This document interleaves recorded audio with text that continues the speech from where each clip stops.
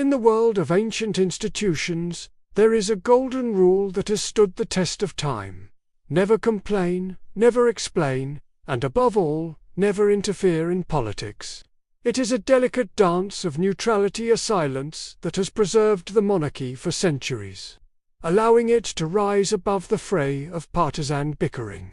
But what happens when a member of that family, one who has stepped away from official duty, decides to dance to a completely different tune? Welcome back to the channel.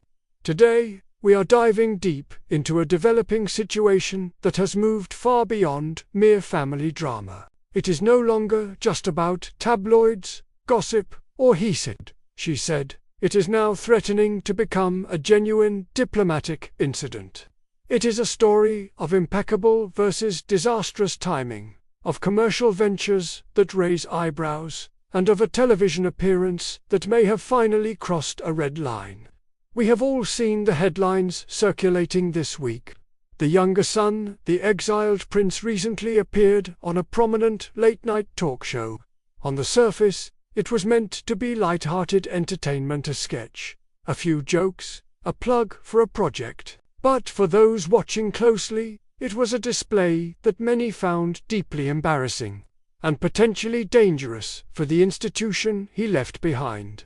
It wasn't just the humor, which some critics found falling flat. It was the intent. Why was he there? What was the strategic goal? And perhaps most critically, why did this appearance and a simultaneous product launch by his spouse happen at the exact moment the rest of the family was highlighting a significant charitable cause? Tonight, we break down the timeline, the political blunder that has the palace worried, and the prophetic warning the elder brother gave to the king, a warning that has now, unfortunately, come true. Let's look at the timing. In the world of PR, coincidence is rarely just coincidence. It is almost too precise to be accidental. Just as the princess, the future queen, was hosting a spectacular carol concert, an event she works on tirelessly all year to bring communities together and highlight unsung heroes, we saw a sudden flurry of activity from across the ocean. Almost like clockwork, the exiled prince's spouse launched a new commercial venture. This time, it wasn't a documentary series or a podcast, but a line of luxury chocolate bars. Now, we all enjoy a treat now and then. There is nothing wrong with confectionery. But the optics of this specific launch were telling. Critics have pointed out that this wasn't the result of years of culinary training. This wasn't a master chocolatier perfecting a craft in a kitchen. It appears to be a classic case of celebrity branding, finding a factory, slapping a famous name on the label, and charging a premium price. It feels disjointed. To many observers, it feels like a desperate attempt to grab the spotlight precisely when the institution back home is shining a light on charity and community. It raises the uncomfortable question, is this about building a legitimate business, or is it about winning a public relations war? The contrast could not be starker. On one side of the Atlantic, you have a service dedicated to unity, faith, and gratitude. On the other side, you have a commercial product launch designed to capitalize on a title. Tragically, the public isn't buying it both literally and figuratively. The credibility just isn't there, and the desperation to remain relevant is becoming increasingly visible. But the chocolate war is a minor skirmish compared to the real bombshell. The true embarrassment, the one that has reportedly caused alarm at the very highest levels of the monarchy, occurred during that late-night interview. The younger prince, the son of the monarch, made comments that were not just jokes. They were political. Specifically, he took aim at the President of the United States. Now, you might say, it's a comedy show. It was a throwaway line. Why does it matter? But when you hold a title, even if you are a non-working royal, your words carry the weight of your lineage. You are a representative of your nation's history. By mocking a world leader and commenting on a lawsuit involving the television network, the prince entered a dangerously political arena. This isn't just bad etiquette, it's a potential diplomatic nightmare. The royal family exists on a foundation of strict political neutrality. They do not endorse candidates, they do not critique policies, and they certainly do not mock foreign heads of state on national television. Insiders suggest that this script wasn't entirely of the prince's own making. There is growing speculation that his spouse, who is well versed in media and politics, may have had a heavy hand in crafting those lines. The perception is that he often speaks the words, but the script is written by someone else. He speaks when permitted, and says what is required to fit a specific narrative that is increasingly at odds with the diplomatic necessities of the crown. By engaging in this behavior, he risks alienating a major ally. The relationship between the palace and the White House is sacrosanct. It transcends individuals. But when a member of the family throws stones at the president, it forces the king into an impossible position. This brings us to a crucial realization, one that the heir, the elder brother, has reportedly held for some time. According to excellent sources within the palace, the heir warned the monarch about exactly this kind of scenario. During their last meeting, the elder brother was clear and firm. Do not let the exiled prince back into the fold.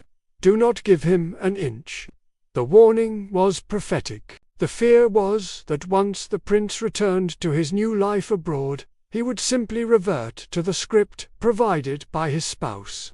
He would take the access, the association, and use it to fuel more media appearances, more grievances, and more political controversy.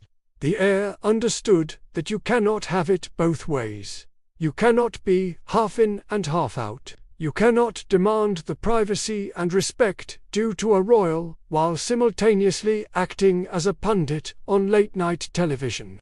And looking at the events of this past week, it seems the heir was right. The dilemma for the monarch is now incredibly difficult. He has spent years, alongside the heir, building a strong, ambassadorial relationship with the United States. They have hosted state visits. They have shaken hands. They have maintained the special relationship that has bound these two nations for decades. Now, that relationship is being tested by the loose cannon of a family member who seems to care little for diplomatic protocol. So, what does the monarch do? The king is reportedly in a bind. Does he write a personal letter of apology to the president? Does he try to officially explain that his son speaks only for himself and not for the crown? Or does he wait for the president to demand an explanation? Sources in the capital suggest the president has largely brushed off the comments, perhaps seeing them as irrelevant noise from a celebrity culture he knows well. But that doesn't undo the damage. It drags the crown into the muddy waters of partisan politics. It forces the palace to react to a situation they had no hand in creating. The palace has officially remained silent, claiming they haven't seen the clip. But we know the truth. They watch everything. They monitor every interview. And privately, the frustration must be boiling over. The elder brother's warning echoes loudly now. He cautioned that any contact, any concession, would eventually be weaponized or twisted for content. He understood that the influence over his younger brother was total, and that the ruthless pursuit of relevance would always override family loyalty or national duty. The king is now facing a choice between fatherly sentiment and regal duty. His heart may want reconciliation, but his head and his advisors must be telling him that the risk is simply too high.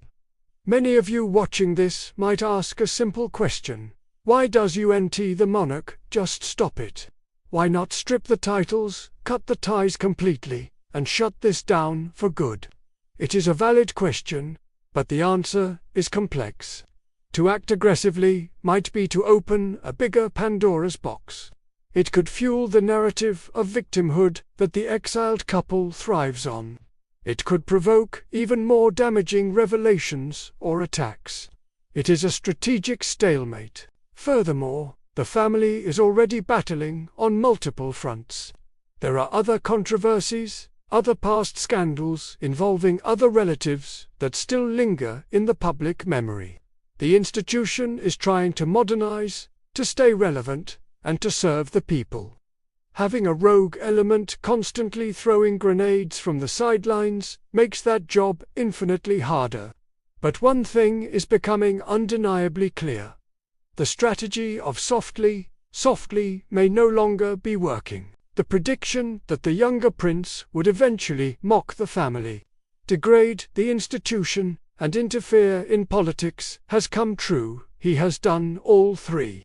As we head towards the festive season, a time meant for family and unity, the divide has never looked wider. We have one side posting Christmas cards and hosting carol services, upholding tradition and duty.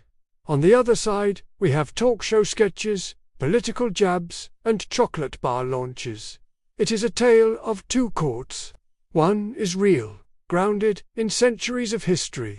The other is a celebrity fabrication, desperate for attention. The elder brother warned them. He saw the trajectory. And as the diplomatic fallout settles, it is hard to argue with his assessment. The question now is not if the king will act, but when. What do you think? Should the monarch apologize for his son's political comments? Or should he cut ties completely to protect the crown? Let me know your thoughts in the comments below. Until next time, thank you for watching.